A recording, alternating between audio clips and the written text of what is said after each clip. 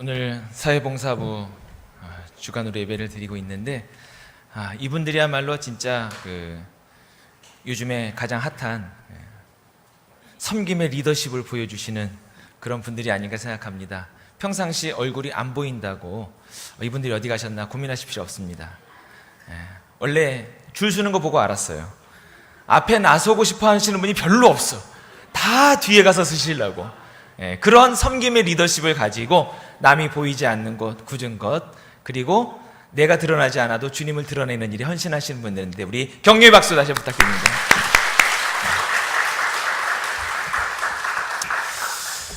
제가 지난 상반기를 한번 돌아봤습니다.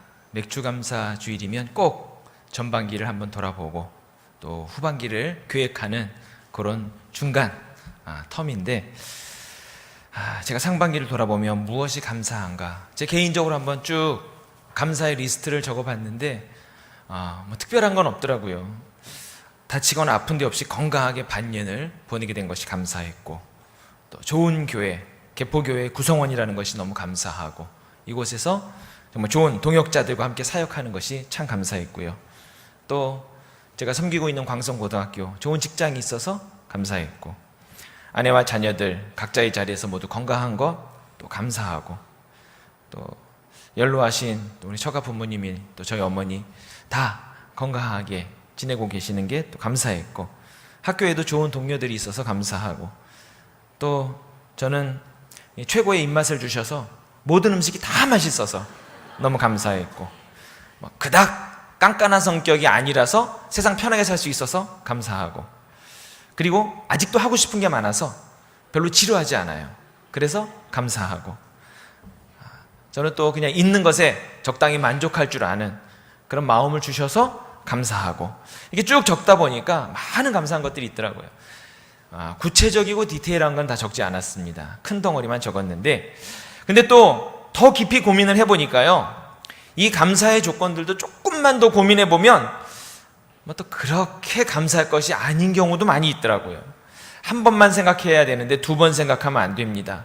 건강한 듯한데 가끔 편두통도 오고 소화불량도 잘 걸리고요, 알러지성 비염도 있고, 팔다리는 가늘어지고 배는 나오는 거미형 인간이 자꾸 되어가고 있고요. TV 보면 저보다 나이가 훨씬 많은데 얼굴도 팽팽하고 막 그냥 여기 왕자 이렇게 그리고요, 막 마라톤 완주하고 이런 분들 보면 나는 이렇게 살아도 되나 이렇게 조금 왜소해질 때가 있고요.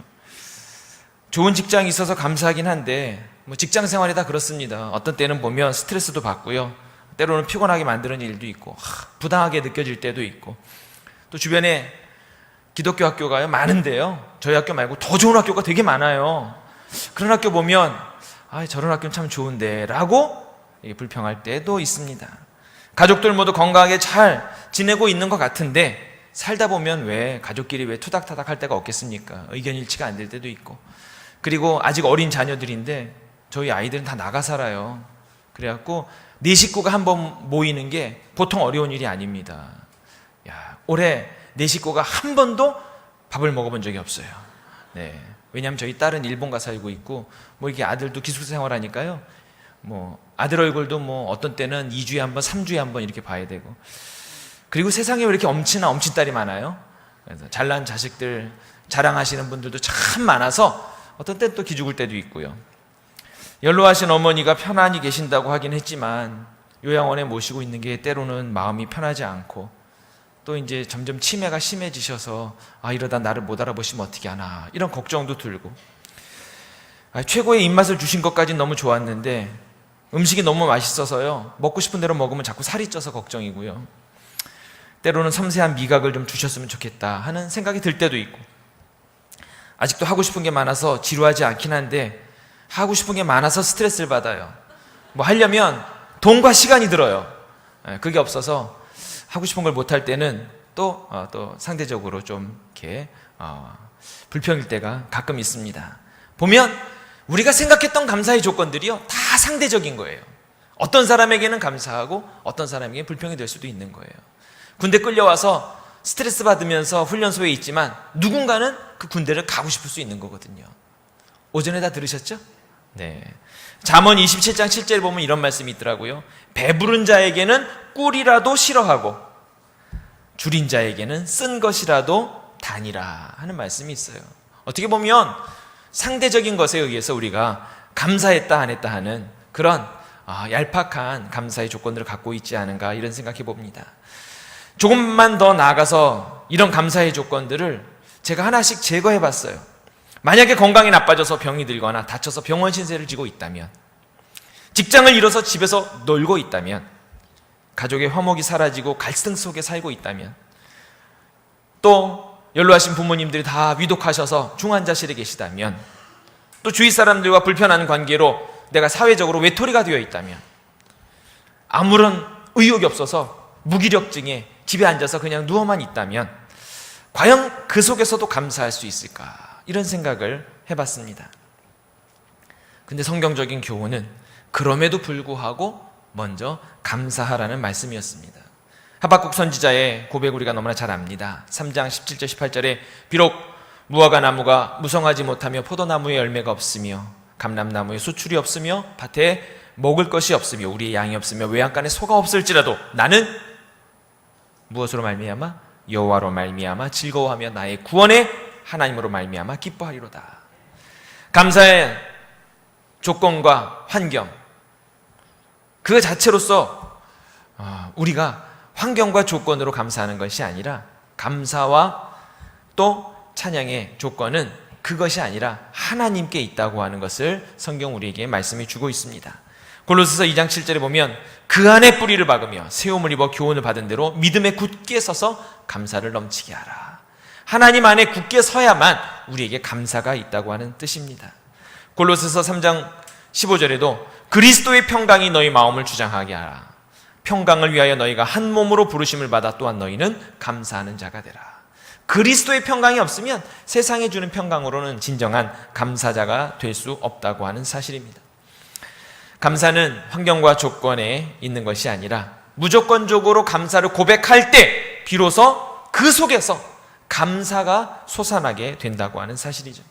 그래서 데살로니가전서 5장 18절에는 범사에 감사하라 이렇게 말씀하십니다. 그리고 이것이야말로 그리스도 예수 안에서 너희를 향하신 하나님의 뜻이라고 말씀합니다.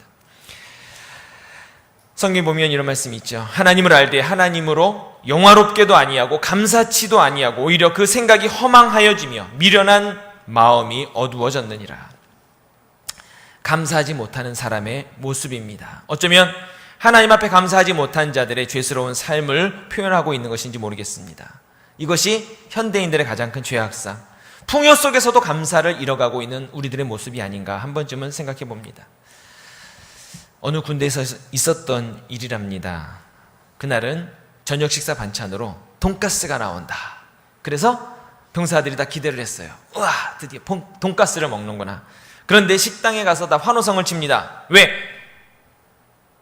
돈가스가 하나 나올 줄 알았는데 1인당 2개씩 나온 거예요. 신이 났습니다. 병사들이 매우 좋아했어요. 그런데 돈가스 2개를 받은 다음에 배식판에요. 그 다음 단계가 뭔지 아십니까? 돈가스를 배식판에 얹었어요. 그 다음 코너에 가면 뭐가 있어야 돼요? 소스가 있어야 되잖아요. 근데 그날은 소스가 나오지 않았어요. 이내 표정이 어두워지고 여기저기서 불평이 나옵니다. 아니, 돈가스를 2개씩이나 소스 없이 팍팍하게 어떻게 먹으라는 거야.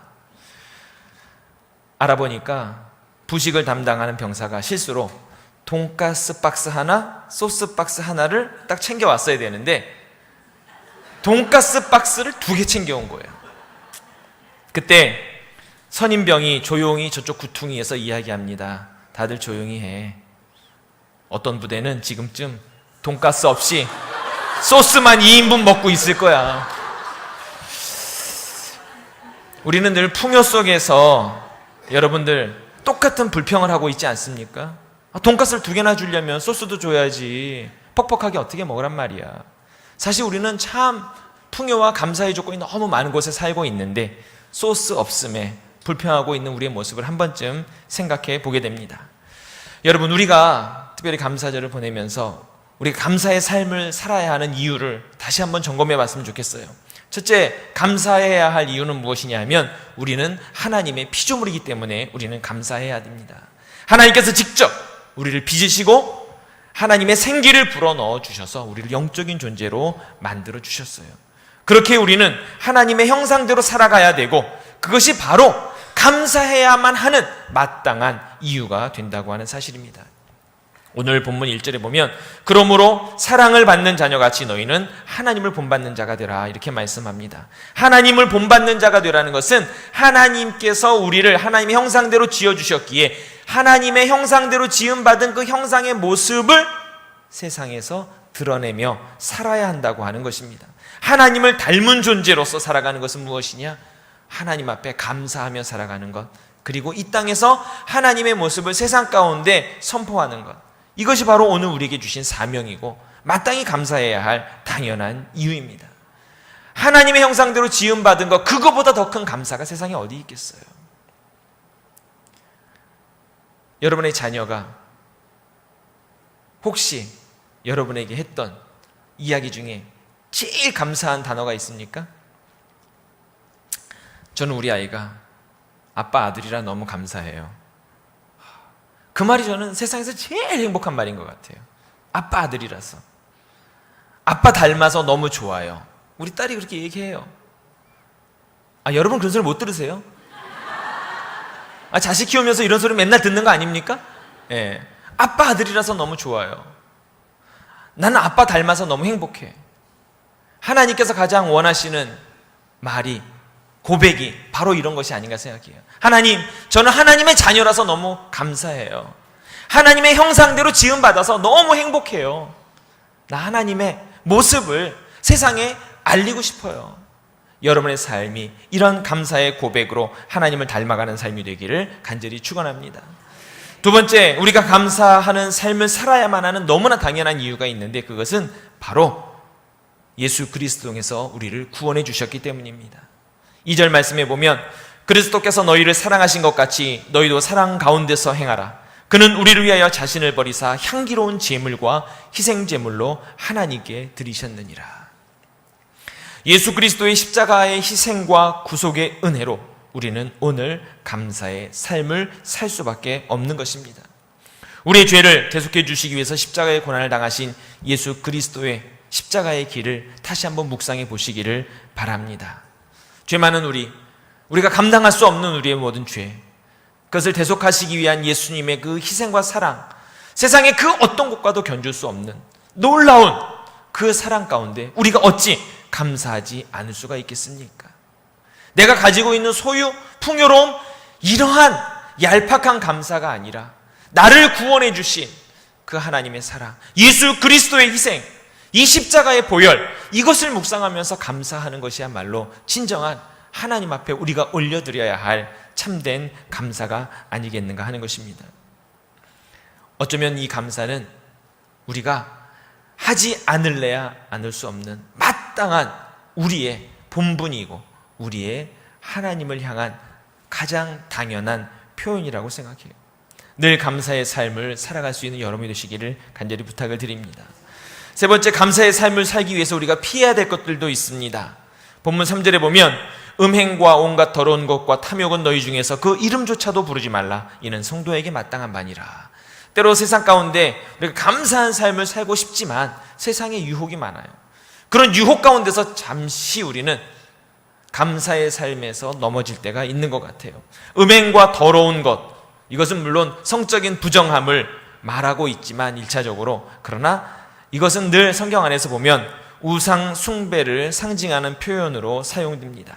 하나님 이외에 다른 신들을 숭배하는 이 우상 숭배의 일체의 모든 행위, 그런 것들을 해서는 안 된다고 하는 것을 말씀해 주시고 있습니다. 사소한 것이라도 하나님 이외의 것에 우리가 눈을 두어서는 안 되고 심지어 그 이름조차도 부르지 말라고 분명히 우리에게 말씀해 주시고 있습니다. 우리는 잠깐의 한 번의 눈빛으로 때로는 큰 걸림돌에 넘어질 수 있기 때문이에요. 우리는 잠시 곁길로 갔을지 모르지만 너무 먼 길을 돌아갈 수도 있기 때문입니다. 하나님의 사랑과 예수 그리스도의 구속의 은혜를 경험한 자라면 이제 우리는 감사의 삶을 살되 세상에 우리의 눈길을 주지 않고 그 이름조차 부르지 않는 순결한 모습으로 살아가야 할 것을 우리에게 말씀해 주시고 있습니다. 그리고 오직 하나님께만 감사하고 예배하고 찬송하라는 분명한 사명을 우리에게 말씀해 주시고 있습니다. 오늘 읽은 4절의 말씀에 보면 누추함과 어리석은 말이나 희롱의 말이 마땅치 아니하니 오히려 감사하는 말을 하라, 이렇게 말씀하고 있습니다. 누추함, 어리석은 말, 이런 것은 천하고 속된 말, 저속한 언어들, 이런 것들을 표현하고, 희롱의 말은 상스러운 말, 상대를 비하하는 그런 말들, 독설, 이런 것들을 의미한다고 합니다. 이러한 말들을 버리고 우리의 입술에 무엇을? 감사하는 말을 담으라고 분명히 말씀해 주시고 있습니다. 하나님의 형상대로 지음받은 존재로서 예수 그리스도의 희생으로 구원받은 존재라면 우리의 입술에는 어떤 말을 담아야 하느냐? 감사의 말을 담아야 한다고 하는 사실입니다. 감사는 마음으로 하는 게 아니에요. 감사는 말로 하는 것입니다. 감사는 생각으로 하는 게 아니에요. 감사는 제물로 하는 것입니다. 구약에서의 감사는 늘 제사와 함께 사용되는 단어입니다. 제사의 필수적인 요소는 무엇입니까? 제물과 찬송이에요. 제물이 없는 제사는 제사가 아닙니다. 하나님의 은혜를 입은 자라면 우리가 감사해야 하는데 그 감사는 반드시 제물을 동반해야 한다는 것이죠. 하나님을 향한 감사의 표현은 하나님을 향한 나 자신이 희생 제물로 드려지고 내 삶 속에 소중하게 여기는 것들, 물질을 통해서도, 그리고 나의 시간, 나의 헌신과 봉사, 이 모든 것들을 통해서 하나님께 제물을 올려드릴 때 그것이 진정한 감사가 된다고 하는 사실입니다. 또 하나, 감사는 찬송으로 표현되는 것이고 입술로 표현되어야 합니다. 여러분의 입술을 통해서 하나님을 향한 감사의 고백이 있어야 되고, 이 감사의 고백이 하나님께 올려드리는 찬송으로 하나님께 들려져야 한다고 하는 사실입니다. 누가복음 17장에 보면 고침받은 10명의 문둥병자 이야기가 나옵니다. 여러분 잘 아실 것입니다. 예수님께서 예루살렘에서 사마리아와 갈릴리 사이로 가실 때에 나병 환자 10명을 만납니다. 이들은 주님 가까이 오지도 못하고 멀리서 외치죠. 예수 선생님이여 우리를 불쌍히 여기소서. 예수님은 그들을 불쌍히 여기셔서 가서 제사장에게 너희들의 몸을 보여라, 이렇게 말씀하십니다.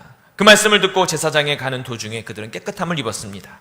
그런데 10명이 깨끗함을 입었지만 그 중에 한 사람, 누가복음 17장 16절에 예수의 발 아래 엎드려 감사하니 그는 사마리아 사람이라. 딱 한 명이 돌아왔습니다. 그리고 그가 무엇을 했습니까? 예수님께 나와 감사했어요. 예수님은 그를 보시고 말씀하십니다. 10사람이 다 깨끗함을 받지 않았느냐? 그 9은 어디에 있느냐? 이 이방인 외에는 하나님께 영광을 돌리러 온 자가 없느냐? 그에게 말씀하십니다. 일어나 가라, 내 믿음이 너를 구원하였느니라. 어쩌면 문둥병자에게서 병을 고침받은 것, 그거 자체가 축복이 아닐 수 있다는 생각을 해보았습니다. 이들에게 축복은 무엇입니까? 병 고침받고 예수님께 나와 감사할 때 그가 예수님으로부터 구원받았다는 선포를 들은 것이 축복이지 병 고침 자체가 축복이 아니라고 하는 사실입니다. 그가 병 고침 받고 건강한 몸으로 어떤 삶을 살았는지는 성경에 기록되지 않습니다. 더 나쁜 죄악의 길로 갔을지도 모르겠어요. 중요한 것은 이들에게 있어서 축복은 무엇입니까? 예수 그리스도 앞에 나와 무릎 꿇고 감사할 때 주님으로부터 구원의 축복의 선포를 받았다고 하는 사실입니다. 진정한 구원의 기쁨은 감사로부터 시작된다고 하는 사실입니다. 여러분 상상해 보십시오. 100억 로또에 당첨이 되었어요. 기뻐요, 슬퍼요? 당첨된다며 말씀하시려고요? 혹시 당첨되기 원하시면 볼펜을 꺼내십시오. 받아 적으세요. 다음 주 로또 1등 번호를 알려드리겠습니다.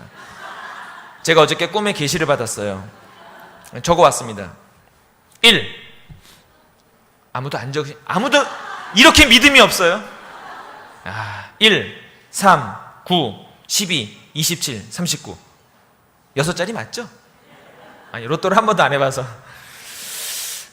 하나님은 삼위일체신데 그분이 우리를 구원해 주셔서 우리가 12명의 제자처럼 제자가 되는데 어떻게? 27권의 신약과 39권의 구약을 통해서 우리가 제자도의 삶을 살면 하나님께서 우리에게 100억 로또를 주시겠어요? 천억, 1조의 로또를 주시지 않겠어요?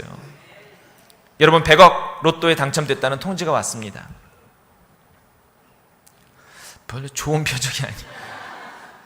그냥 상상해보세요. 기분 좋잖아요. 네. 근데 1등 당첨금은 본점에서만 준다고 연락이 왔어요. 본점이 너무 멀어. 가시겠어요? 안 가시겠어요? 예? 아니, 여기 앞에 지점에서 주면 좋잖아요. 그렇죠? 이런 지점에서 안 준대. 본점으로 오래. 명동으로. 가요, 안 가요? 아, 이거 너무 멀잖아요.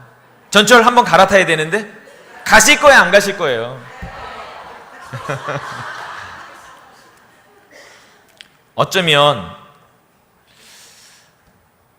100억짜리 로또에 당첨됐는데 본점 가기 귀찮다고 안 가는 어리석은 모습이 우리의 삶이 아닌가 한번 생각해 봤습니다. 구원받은, 병을 고침받았지만 예수님께 나와 감사하지 못했어요. 100억 당첨은 됐는데 당첨된 것만 확인했지 당첨금을 안 탄 거예요. 당첨된 거 알면 뭐합니까? 가서 돈을 받아야지. 당첨은 됐는데 당첨됐네? 다시 지갑에 넣어놨어요. 그리고 행복하다고 살아. 그런 어리석은 삶을 사시겠어요? 안 사시겠어요? 본점이 아니라 미국이라도 가야죠. 당첨금 100억 받으러.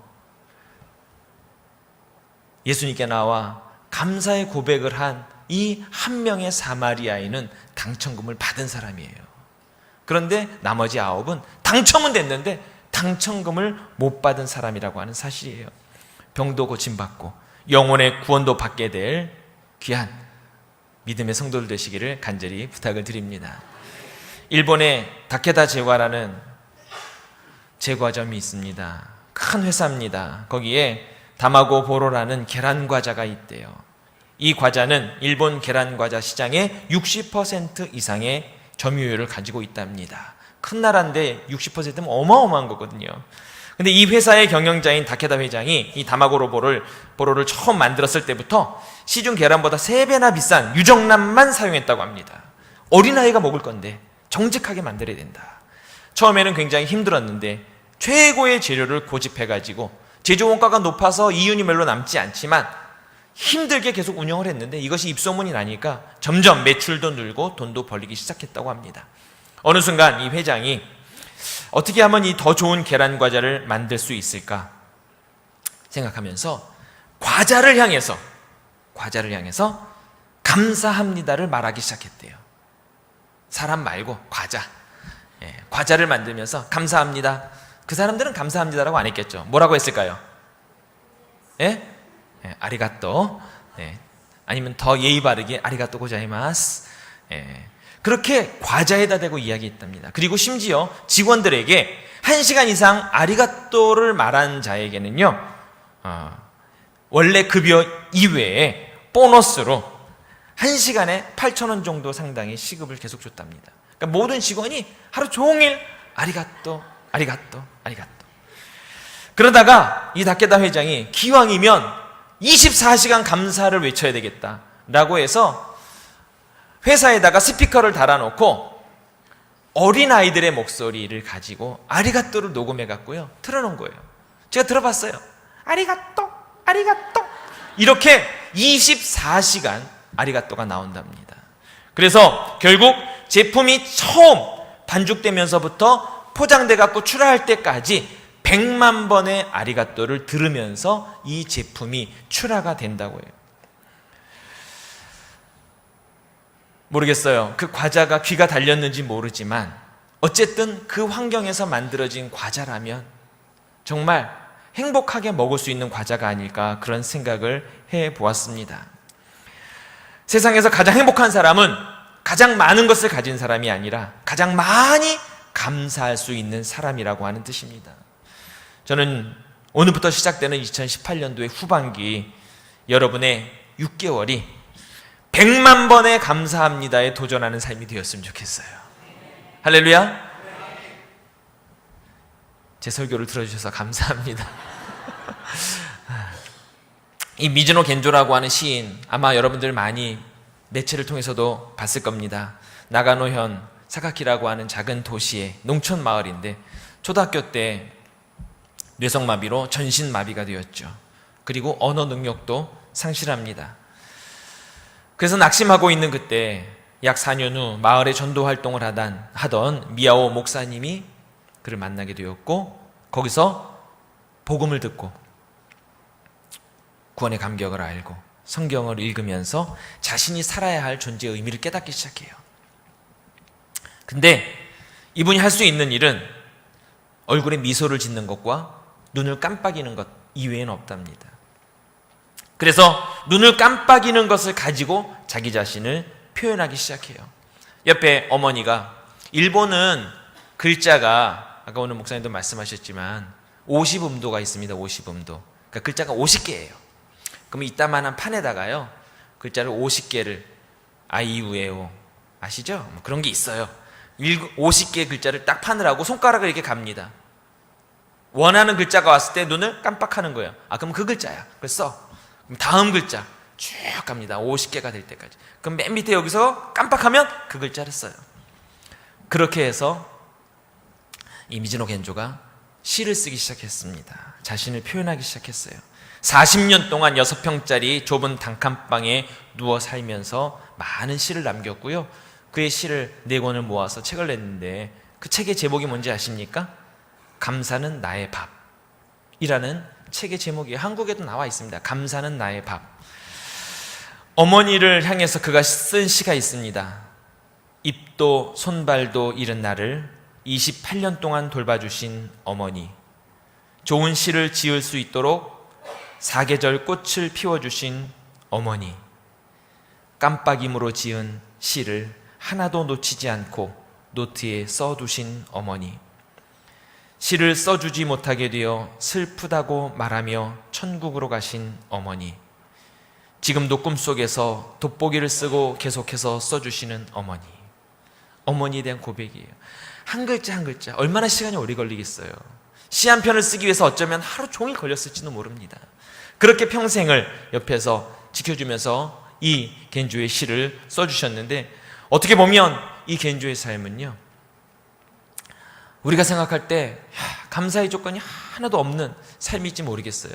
깡촌에서 초등학교도 나오지 못했습니다. 온몸이 마비되어서 평생 6평짜리 단칸방에서 누워서 살아왔어요.